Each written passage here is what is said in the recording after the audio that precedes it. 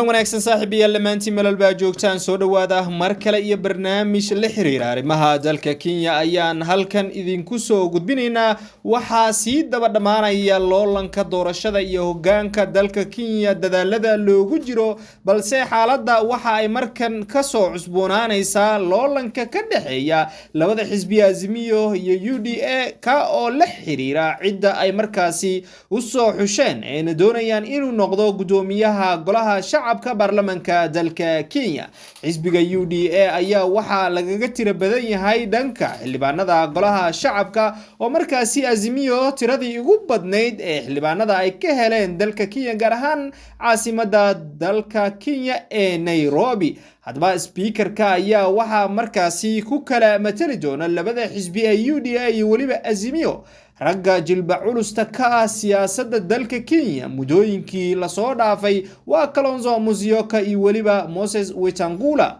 hadaba xisbiga Azimio ayaa horay u qorsheeyay hadii ay ku guuleysan lahaayeen xilka madaxweynenimo oo Raila Amolo Odinga uu ku guuleysan lahaa doorashadii la qabtay ay u soo xusheen inuu noqdo ninka lagu magacaabo Miranda, laakiin dhabarjabkii dhinacyada badan lahaa ee markaasi la xiriiray kiiskii ay gudbiyeen ee maxkamadda iyo waliba doorashadii 9kii bishii tagtay dhacday ayaa ku kaliftay Odinga iyo xisbigiisa inay u soo xushaan Kalonzo inuu kula loolamo Wetangula kursiga golaha shacabka. laakiin waxaa jirta in gudoomiye ku-xigeenka baarlamaanka dhankooda ay markaasi isa soo taageen rag Soomaali iyo waliba Kenyaanka kale ee ka soo jeeda labada xisbi UDA iyo waliba Azimio. xisbiga Azimio ayaa ilaa iyo haatan xanta suuqa ku jirta waxa uu sheegayaa in ninkii hore u soo noqday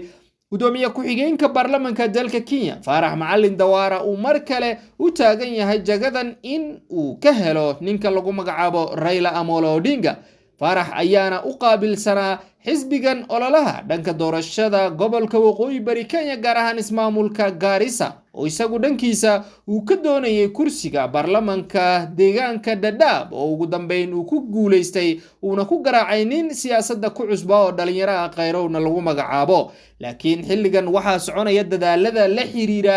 kursiga baarlamaanka oo loogu jiro sidii loo heli lahaa midba midka kale. goor hore maantana waxa ay qaateen waraaqadaha ay ku doonayaan inay ku tartamaan jagadaasi. qodobadaas ayaan inta badan isdul taagi doonaa oo la xiriira dadaaladaasi. xisbiga Azimio ayaana tirada ugu badan waxa ay markaasi ku leeyihiin xildhibaanada baarlamaanka.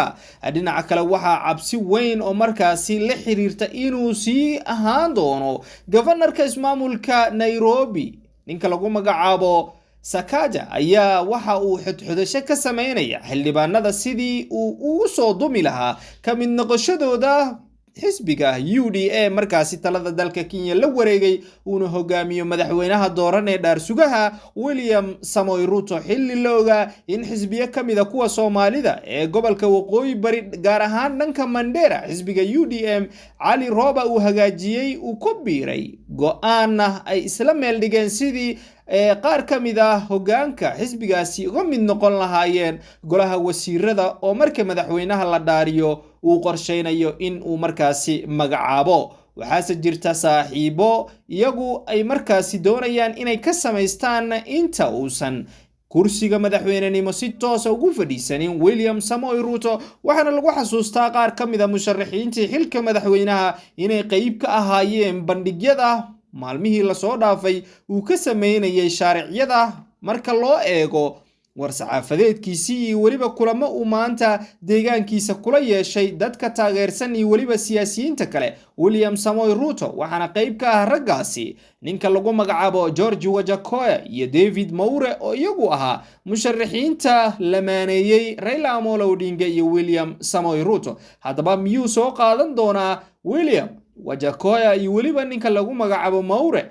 miyay sii ahaan doonaan wasiiro ragga ugu saameynta badnaa tan iyo markii uu xukunka la wareegay ninka lagu magacaabo Uhuru Muigai Kenyatta wasiirka arrimaha gudaha dalka Kenya Fred Matiang'i. dhinaca kale waxa markaasi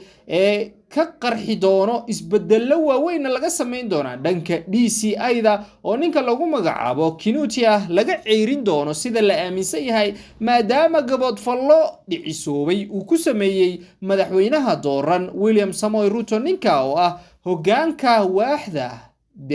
lagu magacaabo Directorate Criminal Investigation kuwa oo markaasi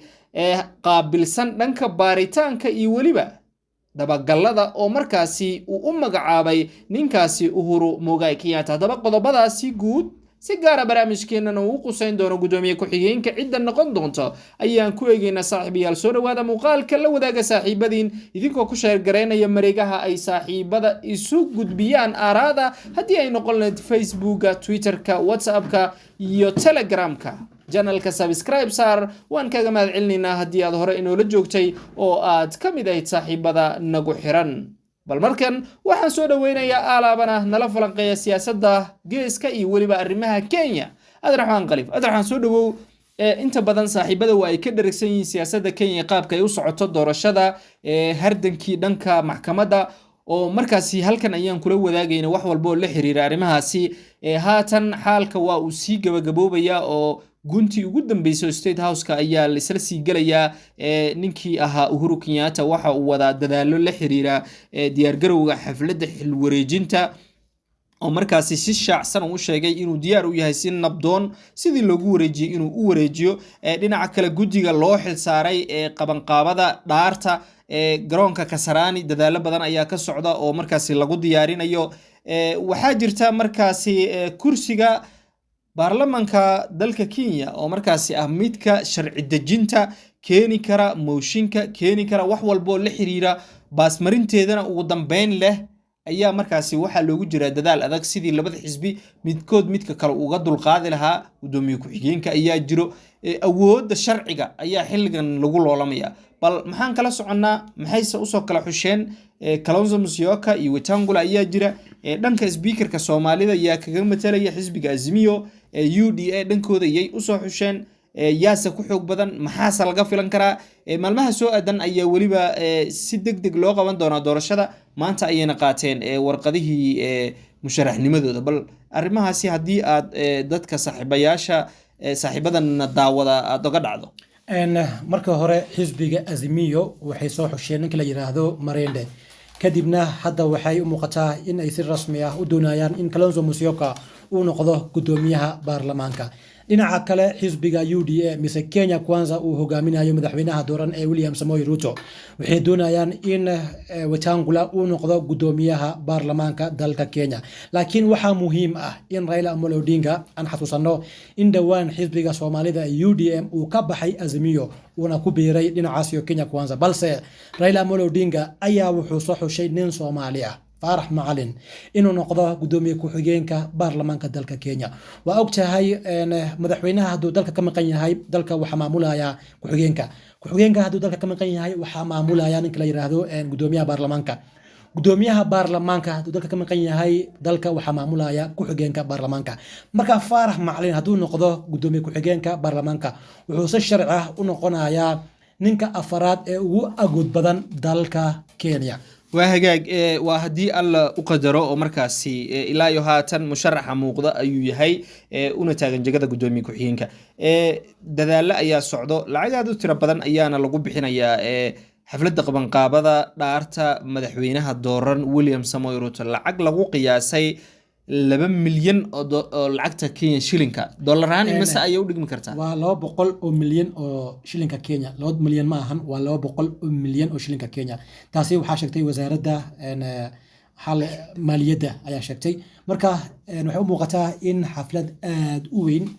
ay noqon doonto taasi uu si sharci ah ugu wareegi doono ninka la yiraahdo William Samoei Ruto inuu noqdo madaxweynaha shanaad ee dalka Kenya. waa hagaag Wetangula iyo waliba Kalonzo ayuu dagaalka ugu xoogan dhex mari doonaa inagoo og in Kalonzo markiisa hore uu ahaa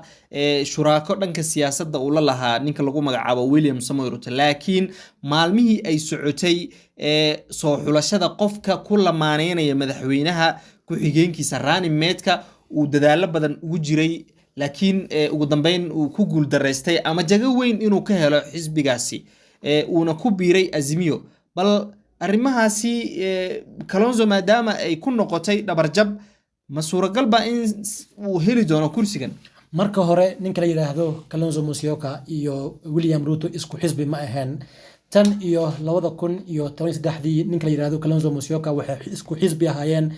Raila Amolo Odinga marka waxaan xasuusanaa 2013ka Kalonzo Musyoka wuxuu ku xigeen u ahaa Raila Odinga 2017 wuxuu ku xigeen u ahaa Raila Odinga haddana waxay isku xisbi yihiin Raila Amolo Odinga oo ka tirsan yihiin xisbiga Azimio Kalonzo Musyoka uu u qalmaa inuu noqdo gudoomiyaha baarlamaanka dalka Kenya haddii loo fiiriyo ninka la yiraahdo Wetangula kaasoo hadda ah senator ismaamulka Bungoma. وهجاج dhinaca kale hir ayaa waxa la leeyahay marka madaxweynaha xilka uu la wareego waa uu qaadi doona waaxda dambi baarista DCI-da oo ninka lagu magacaabo Kinuthia oo isagu uu magacaabay Uhuru Muigai Kenyatta oo xilka ka sii dagaya gabood fallo ayaa lagu markaasi sheegaya inuu ka dambeeyay uuna u geysanayay markii ay isku dhacsanaayeen madaxweynaha la doortay oo ku xigeen u ahaa isaga Uhuru Kenyatta bal arintaasi maxaa ka jirta waaxda DCI saameyn nooce ay ku lahayd siyaasadda marka hore kadib markii uu xilka la wareego William Samoei Ruto waxaa dhici doona isbedel dhinaca dawladda waxaa la bedeli doona gudoomiyaha KDF waxaa la bedeli doona wasiirada waxaa la bedeli doona DCI waxaa la bedeli doona ninka gudoomiyaha mise taliyaha booliska dalka Kenya taasi waa caadi dawlad cusub waaye waa madaxweyne cusub taas ayaa keeni doonta in dawladda ay yeelato wajiyaal cusub وهجاج لكن Kinuthia isaga waxa la leeyahay qalqal in xataa amar badan uu bixiyay qaar kamida shaqaalihii ninka lagu magacaabo William Samoei Ruto in shaqadii looga joojiyay bal arrimahaasi ma jiraan mise waa markaasi dhanka siyaasadda oo sidii ay sheegtay maxkamadda waa hirkulul miyay tahay arrinta Kinuthia oo kaliya ma ahan sidoo kale waxaa laga cabsi qabaa in xabsiga lagu taxaabo ninka la yiraahdo Matiang'i oo hadda ah wasiirka arrimaha dalka Kenya waxaan ognahay in ay falal aad u xun kula kaceen ninka la yiraahdo William Samoei Ruto markuu uu ahaa madaxweyne ku xigeen laakiin waxay u muuqataa in markuu xilka la wareego uu talaabo culus ka qaadi doono labadaas shakhsi وهجاج dhinaca kale waxaa jirta dhinaca marka laga eego governorka ismaamulka Nairobi County waxaa ku guuleystay nin da'yara markaasi horena u ahaa senatorka Nairobi waa ninka lagu magacaabo Johnson Sakaja waxa la leeyahay cabsi weyn ayaa soo wajahday maadaama gudoomiyihii la dooran doono mar hadii la doortana madaxweynihiina talaadada soo socota ayaa la dhaarin doonaa mar hadii la dhaariyo madaxweynihii gudoomiyihii la doorto shaqo ayaa bilaaban doonta Nairobina waa xarunta ugu weyn ee dalka Kenya caasimadda ah ganacsi badan ka jiro wax walba oo dalka Kenya ka dhacayana saameynteeda ku leh ismaamulka oo gudoomiyaha governorka uu wakiil ka yahay waxaana la leeyahay baarlamaankii waxa u badan xisbiga Azimio cabsi aad u weyn oo markaasi in mooshin laga keeno ayaa jirta xudxudasho ayuu sameynaya bal Sakaja saameyn nooce ayuu ku yeelan karaa baarlamaanka maadaama isaga si gaar ah ay u saameynayso howlaha shaqo ee dalka Kenya maadaama caasimaddu ay tahay isha laga eego dal walba marka hore Kenya waa wadan ka jirto dawladnimo iyo kala dambeyn Sakaja qof ka keeni karo mooshin ma jirto ilaa lagu helo cadeymo sax ah waa runtaas sheegtay in baarlamaanka hoose ismaamulka Nairobi ay ku badan yihiin xildhibaano ka tirsan xisbiga Azimio boqolkiiba 70 baarlamaanka dawladda hoose ismaamulka Nairobi waa dad ka soo jeedo xisbiga Azimio laakiin mooshin kama keeni karaan Sakaja balse waxa dhici karto in hadduu la imaado qandaraasyo hadduu la imaado budgetyo in ay loo baasmarin waayo maadaama ay xildhibaanada ka soo jeedaan xisbiga Azimio kaas oo hadda mucaarad ah Nairobi boqolkiiba 70 waxaa ku guuleystay xisbiga Azimio sida hore u sheegay sidoo kale dhinaca gobolka waqooyi bari Soomaalida boqolkiiba 100 mise boqolkiiba 90 waxay u codeeyeen Raila Amolo Odinga wahagaag tartanka gudoomiyaha baarlamaanka dalka Kenya goorma ayaa la qaban doonaa taasi waxaa la qaban doonaa maalinta Khamiista oo bariya وهجاج هذا يوم هالسنة هاي كسنة وحوها عبد الرحمن قليف أو مركزي إلى لفلانقيني برامج هذا لحريرة درشة دلك كينيا أو سيجارة هرمها كلها شعب كدلك كينيا المركزي إيجيني أنت أنا كبحين أدرحان ونكوسون نقنيا oo barnaamijkii gunti iyo gunaanadkiisa ayaan isla joognaa laakiin dadka qaar ayaa suuragal ay tahay inay su'aal iska weydiinayaan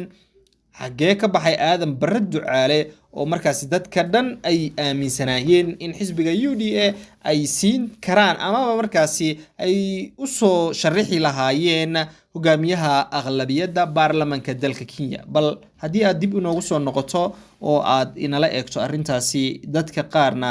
su'aasha ay qabaan aad ka shaafiso aadan barre ducaale waxaa laga yaabaa in uu noqdo hogaamiyaha aqlabiyadda baarlamaanka dalka Kenya maadaama gudoomiyaha laga dhigay ninka la yiraahdo Moses Wetangula sidoo kale aadan barre ducaale waxa dhici karta in laga dhigo wasiir in la siiyo wasaaradda arrimaha gudaha mise midda arrimaha dibadda aadan barre ducaale waa nin aad ugu dhow madaxweynaha dooran ee William Samoei Ruto waxaana la filayaa in jago aad u weyn uu ka helo dowladda William Samoei Ruto aad ayuu mahadsan yahay intaasi ayaan kusoo gabagabeynaynaa barnaamijkeena saaxiibayaal la sii wadaaga dhammaan asxaabtiina kale ee aan helin xogaha aan halkan kusoo gudbino adigoo u marinaya mareegaha aad ku xiriidhaan haddii ay noqon lahayd telegramka whatsappka iyo weliba gruubyada facebooka waan kaaga mahad celinaynaa haddii aad hore inoola joogtay kana mid ahayd saaxiibada har iyo habeen nagu dhiirigeliya tabinta barnaamijyo tayo leh oo markaasi ku salaysan xaqiiqooyinka taagan tani kulanti dambe nabadgelyo